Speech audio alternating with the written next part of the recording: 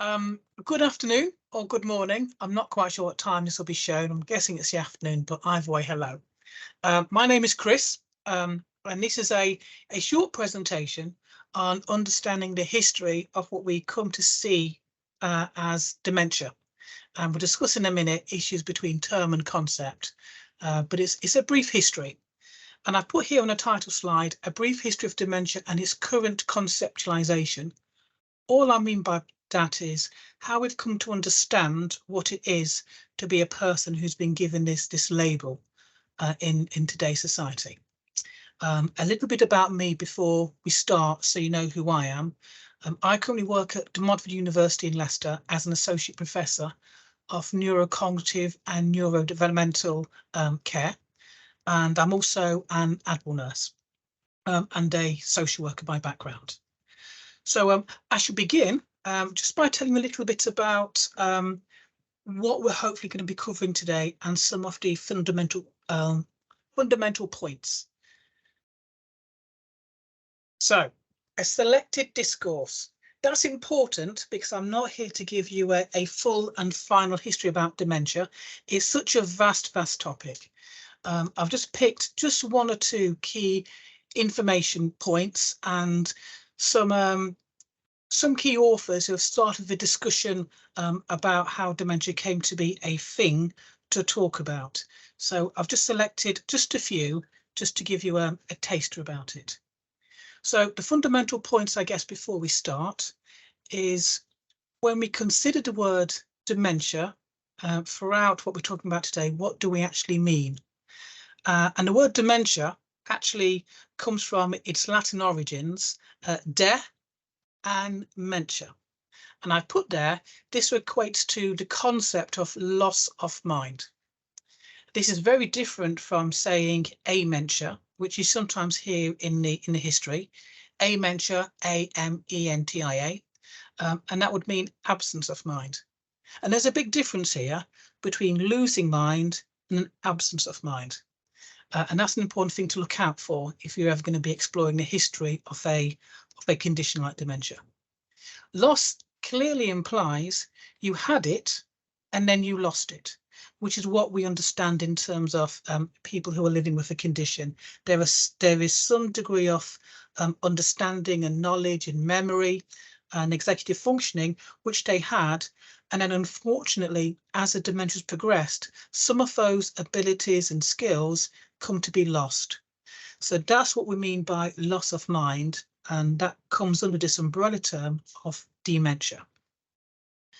Now, when you start to look at all the different forms and types, and I recognise that sometimes the term itself can be confusing, we have to start considering dementia not as a label in its own right, but more as an umbrella label. It covers a multitude of different types of conditions.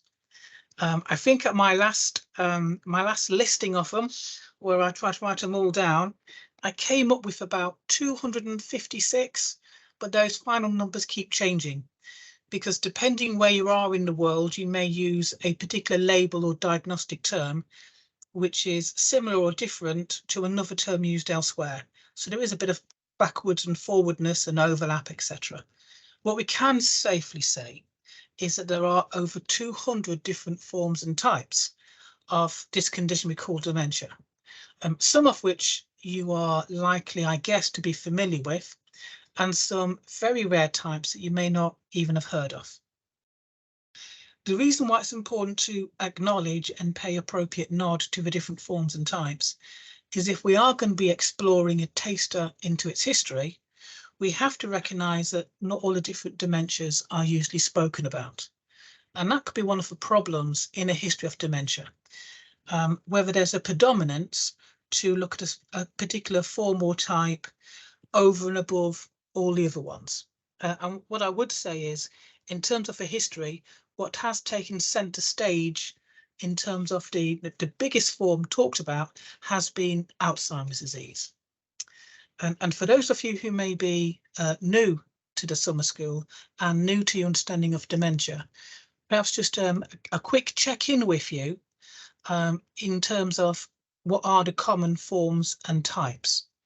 So I'll just give you a minute I'll set a timer somewhere, just a quick minute, just to get you to think, what are the 4 common types? And I've given you one already, Alzheimer's disease. So what are the other 3 common types that we have or may find ourselves working alongside people with this label in the UK? Just take a minute to jot down a few conditions if you can.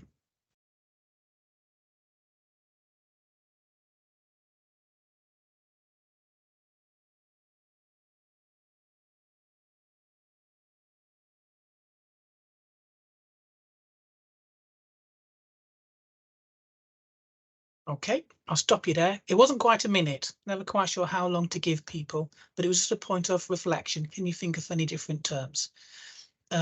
What I'm hoping for on your list, and again, don't worry if you don't have any, Alzheimer's disease is the only one you thought of, but the other ones we may come into contact with within the UK and etc. is vascular dementia. And often we understand that as a form of dementia, usually associated with some severe forms of stroke. We have the Lewy body dementias, and we have frontal temporal lobe degeneration dementias. So it's important to know we have these 4 common ones that we are more likely to see represented in the UK, but set that against the 200 different types, we know we're only just touching the surface. And from a historical perspective, we do hear about those 4, but predominantly Alzheimer's disease tends to take centre stage. So again, I want you to be critically thinking of a potential bias in terms of what the history can actually teach us. It can't teach us the whole story because there's usually some form of historical bias in what's reported and what we have accounts of. So I hope that's useful as a very brief consideration. Now, the next starting point I've got there is history dating back to 2000 BCE. BCE stands for before the Common Era. So this goes back to an Egyptian papyrus where it starts to talk about the brain and problems with the brain. So the earliest recordings about understanding what perhaps we may now call dementia started a very, very long time ago. Later on in this presentation, I'll start to talk to you about when the term or the concept of dementia that we now understand it first became used in a medical capacity, which is a lot more recent than 2000 BC. I'm just trying to highlight that it's not a thing that suddenly appeared. It's a thing, an event, a condition that has always been around. It's just not always been talked about. Now, this leads me on to a very important point that comes next, and I've put the bit there, trigger warning, because historical language is not always kind. And I know, or I hope, listening in today, we're going to have professionals, we're going to have carers, we may have people with a diagnosis themselves or with lived experience. And sometimes when we're reading historical accounts about dementia, the words and phrases are not always nice.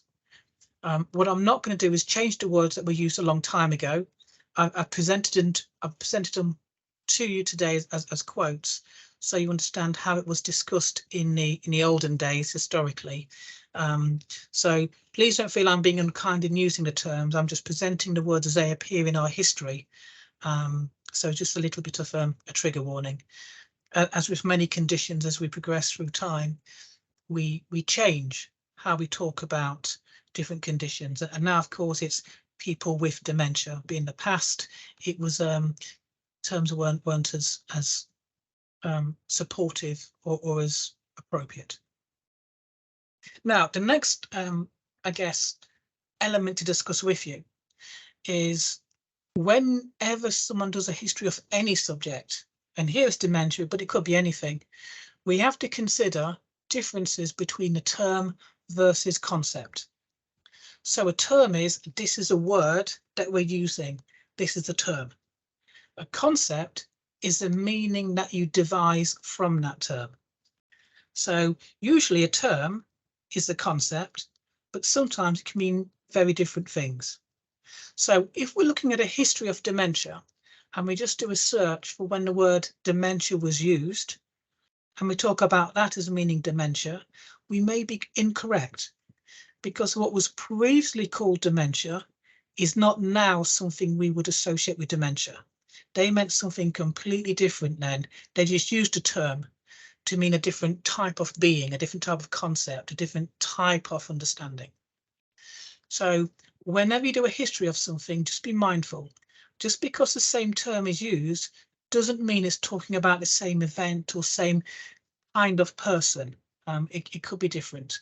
So that's why always doing a history of something like dementia is not easy. It's not just about searching a term, it's about searching for the concept, not the term. And that's why some of the literature I'll be showing you today, some examples, you won't see the word dementia, but the concept of what we now recognize as dementia is there, even though the term is something we don't use. And in the first example I'll be showing you, it's actually quite, it's one of our trigger warnings. It's quite an inappropriate term, but the concept of dementia is there, but the language, the terms they use are very inappropriate. But it was 1684. So that's the next slide. Hang on to that thought. And then the final bit, just to tell you, this is not a full history of dementia, as much as I would like it to be, but it would take me a very long time to do every single slide. And I'm sure there's other things you want to start looking at today and not just its history. But history is a huge one. It's a very, very interesting history. I also need to say, as I guess in the form of transparency, that the history I'm presenting to you has been my own interpretation, which has been biased by, I guess, the Western society understanding. Excuse me. So this is my thought process on dementia based on, you could call it Eurocentric, Anglicized, Western thought. So essentially, it negates another history that could equally be considered, all about Eastern, global North, global South, however you want to discuss non-Western practices and ideas about dementia. So please don't think I've just selected some stuff, but this is a whole concept. There's going to be a whole different way of considering dementia used in different cultures and different societies. This is just one example, or as I would say, one lens in which you could view it. But there are other different ways as well, depending on which society, which culture, which area you want to be looking at. So hopefully you get a sense. This is a vast, vast topic, but hopefully one that you'll find interesting too. So I'll just give you a minute to process what I've said there. Very briefly, dementia means loss of mind. So it's a condition where you had something, but sadly, what you had, that mental faculty process, has gradually deteriorated. So it's a loss of mind. That there's over 200 different forms or types, of which the common ones we may come across or hear about are Alzheimer's disease, vascular dementia, Lewy body dementia, and frontal temporal lobe degeneration. There are a multitude of other different forms and types that are quite rare, but still exist. Corticobasal degeneration, Korsakoff, etc. That the history is quite large, goes all the way back to 2000 BCE, but I'm only presenting with you a short snapshot, and I'm only presenting a Western concept of dementia. And that historical language is not always polite. It can be very unkind at times. And with that, we also need to understand the difference between term and concept. So I hope that's a useful introduction to what I hope is going to be an exciting presentation for you today. I shall move on to the next slide. Oh, there we go. Marvelous. So we can see here in 1684, and I've got a picture of the work, and at the bottom for all the pictures I use, I've given credit to where that image has come from. This is a text by Thomas Willis in 1684. of what he was describing as dementia. But you will notice, remember in the last slide, I mentioned a difference between using term versus concept. Here, we don't have the term dementia, but we do have the concept of dementia. Now, unfortunately, he's used these words, trigger warning here, stupidity or foolishness. And this is a quote. Some at first crafty and ingenious, become by degrees dull, and at length foolishness, by the mere declining of age, without any great errors in living. And what Willis is trying to articulate here by the errors in living, it's not that you've done anything, it's merely because of your aging that this has occurred. So we start to see here a clear link, whether we agree or disagree, and more on that later on, but a clear link is being made here between the aging process and dementia. So we start to understand now why, certainly in the past, people used to equate dementia predominantly, and in some cases exclusively, with old age. And sometimes, certainly long time ago when I was doing my nurse training, there was a lot of discourse that it was actually a natural consequence of aging. We now know that is incorrect, but it is important to know that in the past, that was a presumption that was largely held. And we can see it here classically in the work of Willis. So I'll just give you a minute to read through that quotation again in your own time.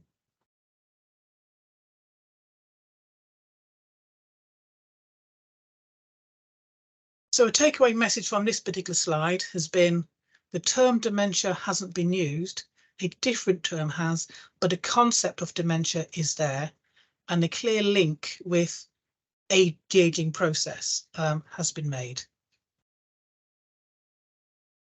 Now, here we have an encyclopedia, a French encyclopedia in 1765. Again, credit is given to the image down below.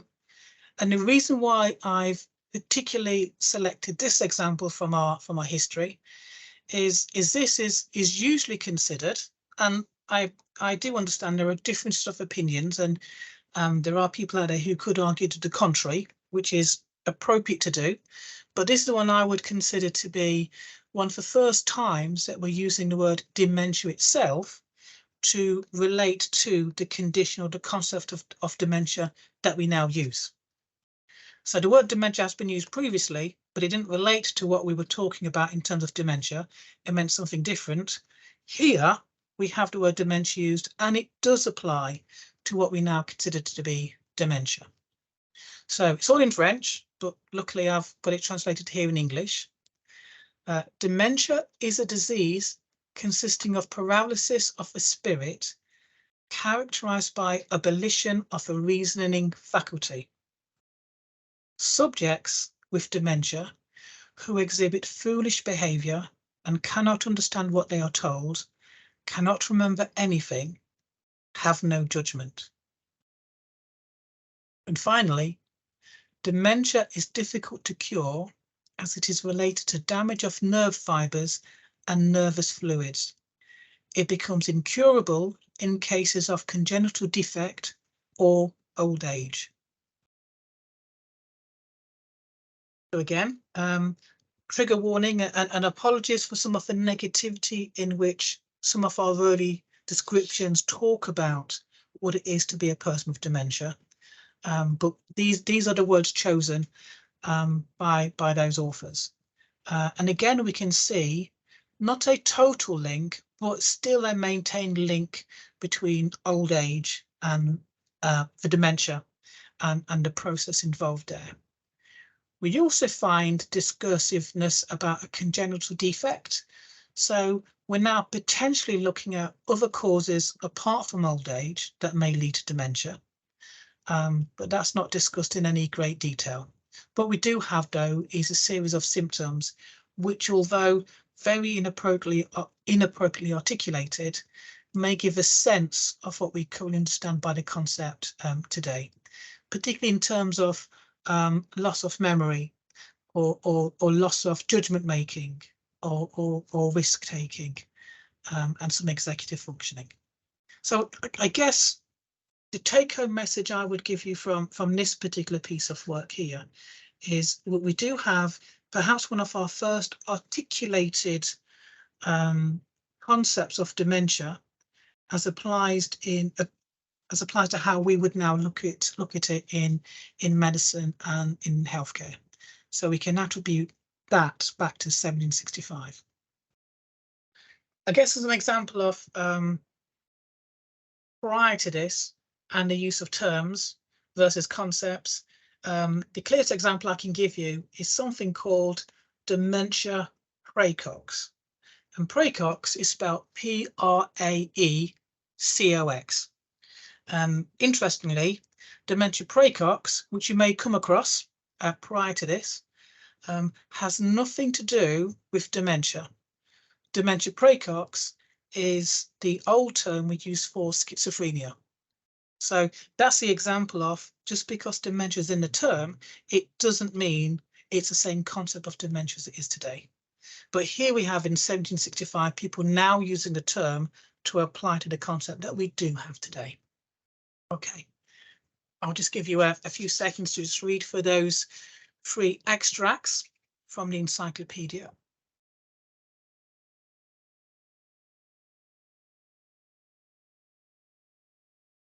Okay, lovely. I'll move on to the next slide then. We now move from 1765 to 1798, 1818. And I say that because this work was published first in 1798, but we've come across it mostly in 1818, its most widest publication. So this was by Pinel. What Pinel did is he started to look at the concept of senile dementia. So pulling together these ideas and the association with old age and bringing in the word senile to accompany the term. So here's his definition. Failure in the association of ideas leading to disordered activities, extravagant behavior, superficial emotions, memory loss, difficulty in the perception of objects, obliteration of judgment, aimless activity, forgetting of words. So I think you can see here the connection to the concept of dementia that we still have today. And he also gave a first noted reference, certainly that I can find, and as reported by other authors too, for dementia senile, which is senile dementia. Now this is interesting, because if I said to you, and certainly if I had you in front of me right now, I'd be saying, if you had an older relative, or you yourself were over the age of 65, how would you feel if people referred to you as being senile? So just have a little thought. If someone called you senile just because you are over 65 years of age, how would that make you feel?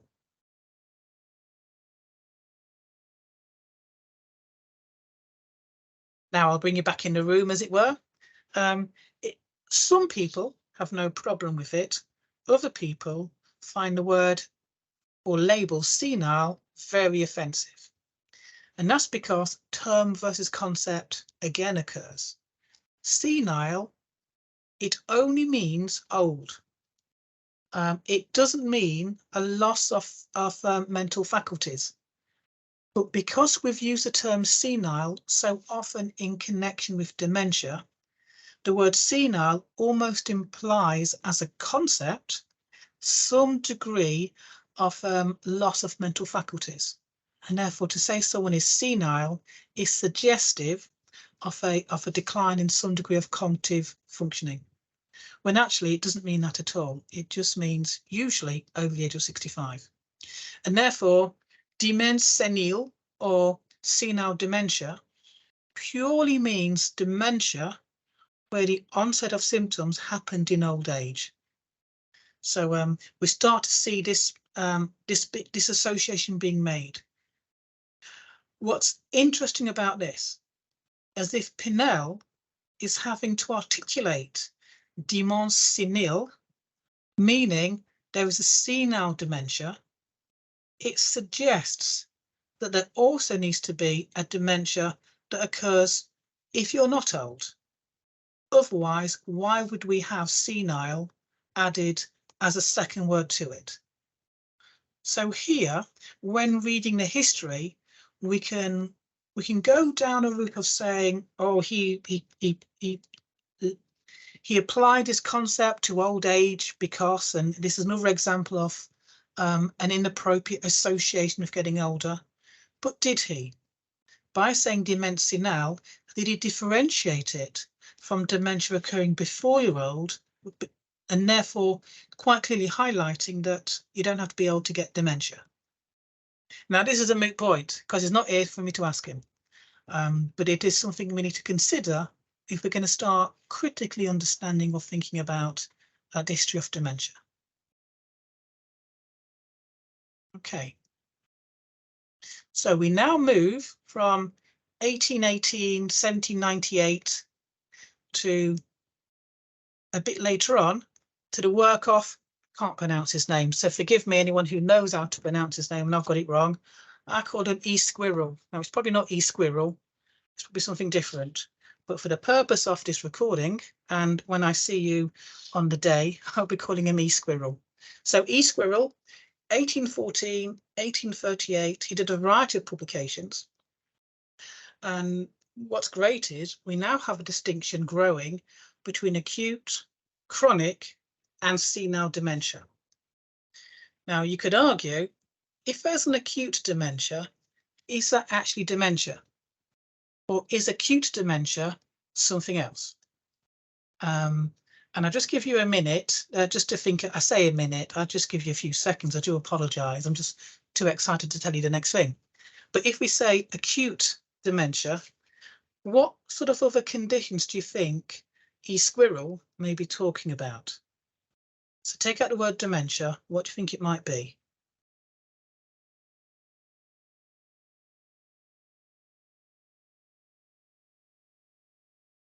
And I'll bring you back in the room because I'm too excited. So it may not just be, it's probably not dementia he's talking about.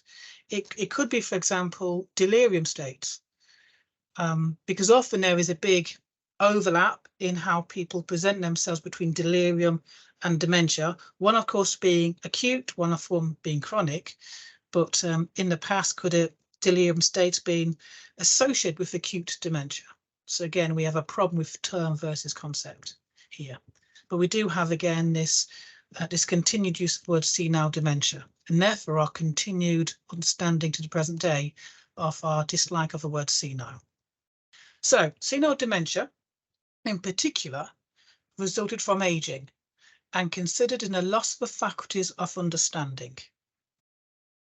And he went on to directly say, a malady which is so often the termination of a great many others, which is, to speak, the constitutional condition of old age. And so here again, this link to old age is being furthered. So it's almost as though there is a recognition in part that dementia is not just an old age condition, but let's not speak about that. Let's just focus on the old age bit. So there's an issue here. Why? Why are we focusing so much on old age and the dementia connection? Is it because there are so many numbers? That's our highest number or percentage of the population, and therefore that's why we're talking about it? Or is there something else that that we're trying to, not to hide, but if we don't talk about it, people don't think about it. And I only say this because I'm quite adamant that we do need to start thinking critically about histories and current conditions and dispel the idea that dementia is an old age condition. And I know there's a lot of that happening now. That's not a new idea. We are dispelling it, but we must never forget that's the case and question our histories accordingly. So we've got E. Squirrel and stuff, and then perhaps on the next slide to someone who you perhaps more associate with our history of dementia, which is Dr. Alois Alzheimer. And Alzheimer is who we have the Alzheimer's disease named after. So he's the one who, according to history, discovered Alzheimer's disease in the early 1900s. What I've done deliberately, and again at the bottom, it shows where this image has come from, is I've not put him by himself. This is Alzheimer. What a good chap. Look at him. I've also put, and we should never forget, the lady Auguste Deter.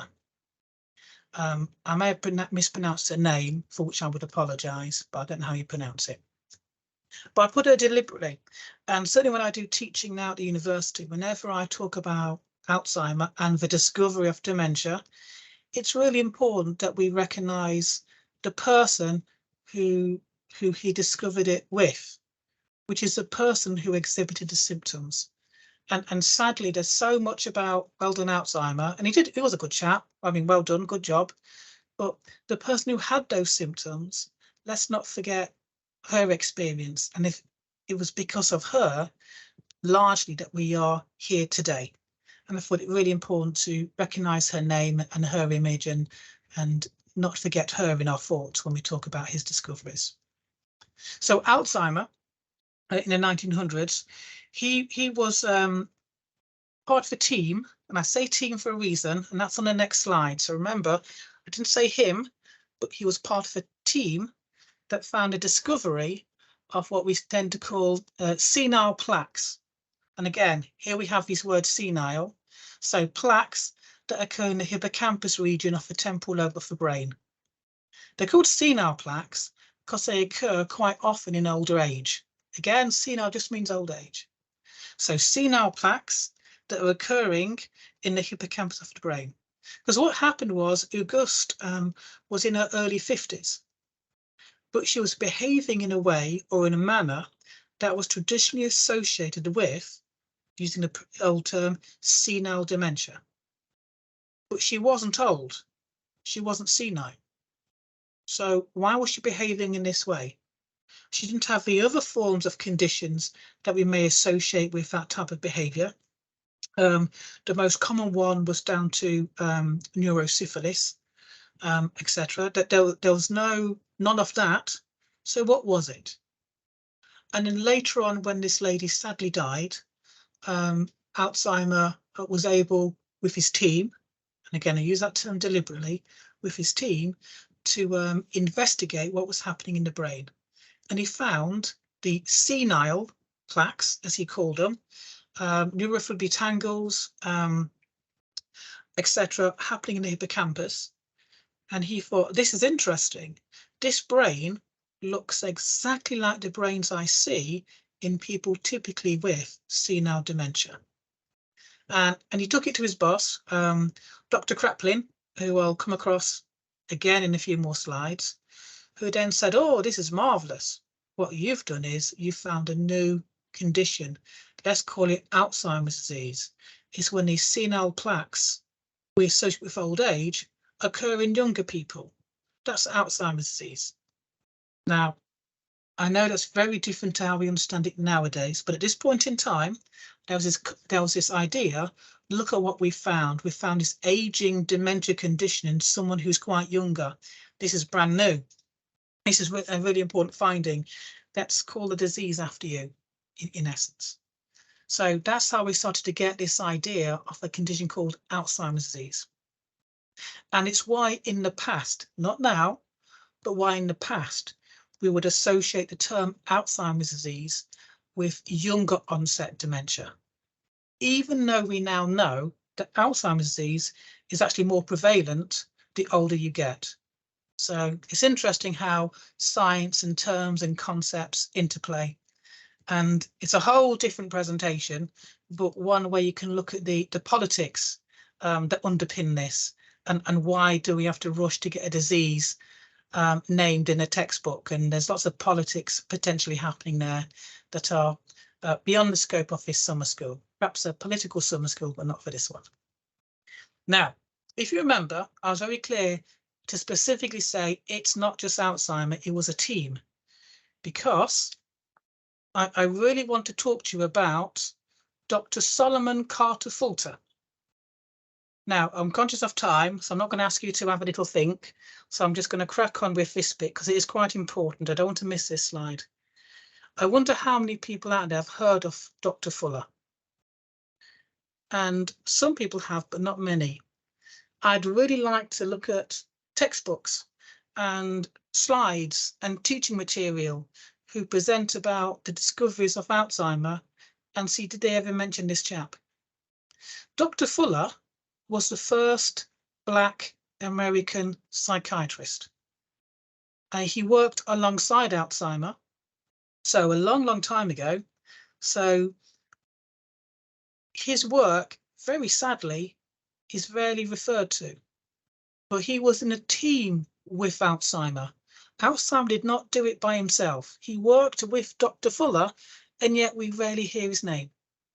He's a very neglected figure in the history of dementia and something we need to challenge. So anyone out there, particularly in I forget what month, when it's Black History Month, for example, doing some workshops or ideas that talks about Dr. Fuller, great idea. Anyway, he worked alongside Alzheimer. He researched and observed the tangles in the plaques, and he did some quite seminal research on abnormalities in the brain even before Alzheimer did. And I think Alzheimer, before he did his stuff, I think he specialised in ears. But it's quite interesting how the work of Fuller, who was doing research on the brain before Alzheimer, his work has been neglected. And he worked with that. He was chosen by Alzheimer to work with him on this case. But and interestingly, Dr. Fuller also spoke German. So he actually translated Alzheimer's work, and yet no credit is given. So please, if we make a nod to that, if there's any people out there who are discussing the work of Alzheimer's, please include the work of Dr. Fuller. It's the right and proper thing to do. Let's not have people erased out of our history. Let's bring them back in. So that's Dr. Fuller.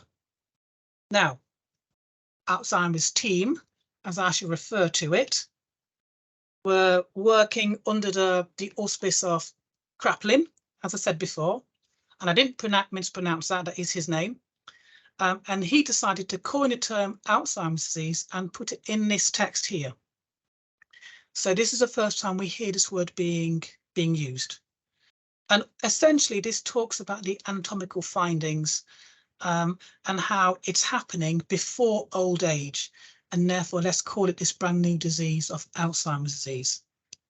Interestingly, Alzheimer was not a fan of having this disease because he didn't think it was original. He thought it's just happening in a younger age. But Kraepelin thought, no, this is a really important finding. Let's publish it as a brand new disease. Again, politically, why did he do that? That's for another summer school. So it's here in 1910 we see the word Alzheimer's disease first being used as a diagnosis. So now we leap, right forward to Kitwood, 1993, 1997. Hopefully a lot of people would have heard of Kitwood's work. He didn't invent person-centered care. That was invented a long time ago with people like David Rothschild. We've got Carl Rogers. So he didn't invent it. But what he did do is say, let's apply this to dementia care, which wasn't done as much. So Kitwood was quite a guiding light in pushing this into our awareness. And he came up with the enriched model of care. So I've got these acronyms here. D, dementia, equals personality, biography, neurological impairment, health, and social psychology. And all these together sum up this enriched model of care, which lends itself to helping support someone with their personhood. And I've shown there some key texts, his original work here, the 1997 one, and then with a marvellous Dawn Brooker, and then a review of his work by Baldwin and Capstick. So a good person to mention, some real classical seminal work there, and work that we still maintain and use and bring forward to the present day still. So Tom Kitwood is rightly so associated with highlighting the importance of person-centered care and applying that to dementia care. So that's great to see. We're moving forward. Now, when we start to think about these elements and terms and concepts and medical issues and politics and then personhood issues, that there is still a need to get the label, as it were, have a diagnosis. So how are disease classified? And what we tend to have, most of you may know this, but for those few people who may not, we have these clear texts. ICD-11, the International Classification of Diseases, and DSM, the Diagnostic Statistical Manual. So I put ICD-11 up there in DSM-5. And I've just made a note here that very recently, we've now got DSM-5 TR. And TR means text revision. It's an update. They've not done much update on the dementia section. It's more about learning disability and autism and other bits and pieces, diagnosing mental health conditions in children, where the update comes from. But just let you know, there is a DSM-5 text revision out there too, quite recent. But this is where we now get our labels from, for want for a better word. The people who are making your diagnosis will usually be referring to one, and you can refer to one or the other, one of these texts, to check that you meet the conditions of that label, and then move forward with that. The reason why I highlight this in particular is DSM-5 made something which is quite noticeable, but has sort of slept under the radar. As this title suggests, it's gone from using the word dementia to using the word neurocognitive disorder. Neurocognitive. And it says you can still use the word dementia if you want, because what people may understand, but actually we're moving to look at it as a neurocognitive disorder. Now, you may have your own feelings about that. You may think, yes, it's great, because that sounds a more powerful label. It suggests more about what dementia actually is. The word dementia has been misled, terms, concepts throughout our history. It's good to have a more appropriate diagnostic label. Other people may not like it because it becomes a lot more medical model orientated. You will have your own thoughts. However, what we do know is there are challenges currently under play about using the word dementia, and hopefully through its history we can see why we may need to do that, term versus concept debates. So what has history shown us? So if we look back, and there is more to the history than what I've said, I've just given you a few brief examples to illustrate key points. What we do seem to find, particularly in Western society, there is discourse or history that talks about dementia and aging. Now, usually the history talks about the association with age and the use of the word senile and how we now associate the word senile. But what I haven't shown you, but if we had more time, it'd be good to see, when did the juvenile dementias first come in? These are dementias that affect children, and there are over 17 different types of juvenile dementias. Early onset dementia, working age dementia, whatever term you want to use, we're seeing more and more awareness about that. And then, of course, the increased risk as you get older. So the aging aspect of dementia has started from a very old age linkage to, as we progress through our history, we're learning more and more, and we're not readily associating it with getting old anymore. We also see a discourse in our history about dementia being a mental disorder. And this is where we see a clear overshadowing in terms of behavioural concerns and perhaps a dominance of psychiatry. We then move to see a biomedical disease. And this is where we start to increase our range of different types of dementia, growing to now over 200. And as we learn more biomedically, we find, as it were, more types of dementia. We also look for more genetics in terms of dementia, etc. We also start with our language and our thinking to think about dementia in its history more neurocognitively. And this is great, because we're starting to see a growth in terms of cognitive health. You hear physical health, you hear mental health. Let's start talking about cognitive health too. And that's what a neurocognitive history or conceptualization teaches us. We find work on dementia and a disability model being used. Dementia friendliness comes out, person-centered care comes out, the idea that we can manipulate environment and make people's experience much better.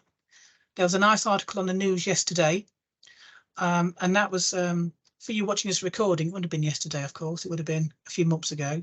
So yesterday, in terms of May, where it talked about a place in France where they've built up a dementia village, and how they've made things a lot more accessible, and they're finding a great increase in well-being. Again, pros and cons with everything, but we're starting to see a small disability model coming through.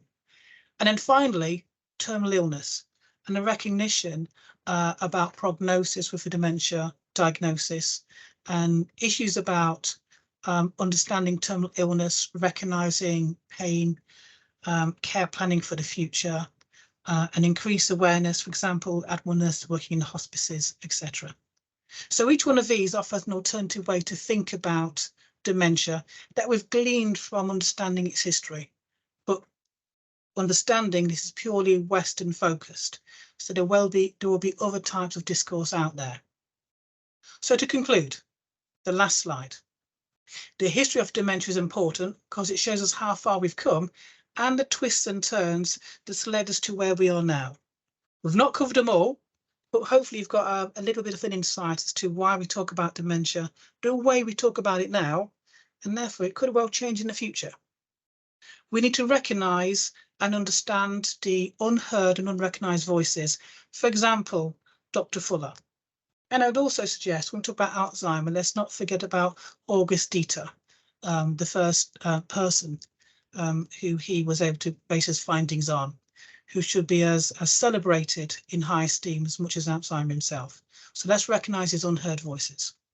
And again, Black History Month later on in the year, it'd be good to see amongst the dementia community some greater, I don't know what the word is, but support, articulation and acknowledgement of the work of Dr. Fuller. That we also have a changing ways of viewing dementia, which may not be science related, but socio-political. I've given you a hint about that.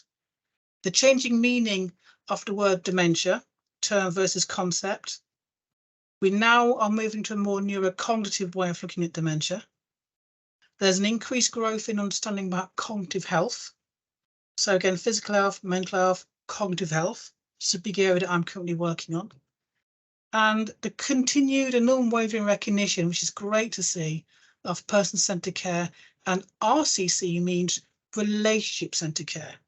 So more for triadic. So there's a person with dementia and there's the people around them, the relationships, and how that interplays. So that's starting to move forward as well now.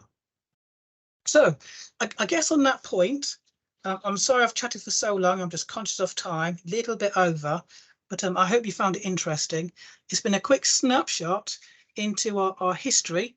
Let me go back to the very first slide. A history about dementia and how we're currently conceptualizing it the way we do now. And hopefully you found some bits there of interest that you may not have known before. And I think it's important to think how history can shape our future. So I'll look forward on the day to answering any questions that you have. If I don't know the answers, I will tell you I don't know the answers. If I do, then I'll do my best to open up a nice discourse to get you thinking about this in more deeper terms. But thank you for your participation and listening to me today.